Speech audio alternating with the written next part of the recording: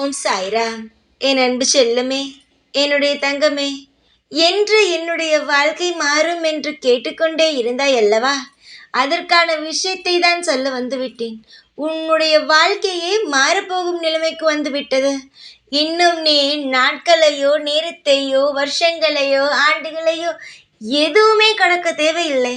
உன்னை நெருங்கி வந்துவிட்டது இந்த நல்ல செய்தி. உன்னுடைய பொன்னான மனமும் உன்னுடைய பொன்னான முகத்திற்கும் நான் கொண்டு வந்திருக்கும் யோகமான செய்தி. என்னுடைய தங்கமே, நீ அழுவது வீண். இதற்கு மேல் சந்தோஷப்பட்டு கொண்டே இரு. ஏனென்றால் சந்தோஷப்படும் அளவுக்கு பல சுவாரஸ்யமான தருணங்களை நீ சந்திக்க நேரம் வந்துவிட்டது. உன் வாழ்வில் நீ இன்பமாக இருக்கத்தான் அனைத்து விஷயங்களையும் நான் செய்கிறேன். ஆனால் நீ அது எதையுமே கண்டு கொள்ளாமல் உன் இஷ்டத்திற்கு இருக்கிறாய். உன் இஷ்டத்திற்கு இருக்கலாம். ஆனால் நான் என்ன சொல்கிறேனோ அதையும் காதில் வாங்கலாம் அல்லவா?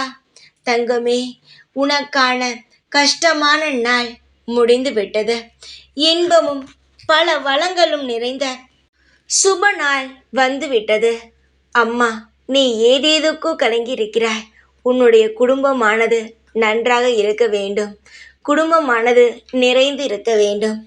எந்த ஒரு விஷயமும் இல்லை என்ற வார்த்தை இருக்கக்கூடாது என்ற இந்த சாய் எந்த இடத்தில் இருக்கிறேனோ அங்கு இல்லை என்ற வார்த்தை இருக்காது. எல்லாமே இருக்கும்.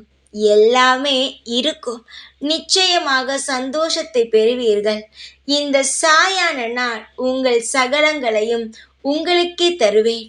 என்னுடைய பக்தனை நான் எப்பொழுதும் கைவிட மாட்டேன்.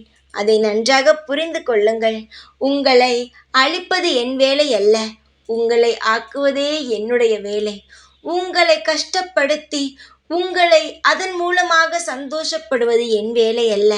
நீங்கள் சந்தோஷமாக இருப்பதை பார்த்து ரசித்து மனம் நிறைவதே இந்த சாயுடைய வேலை.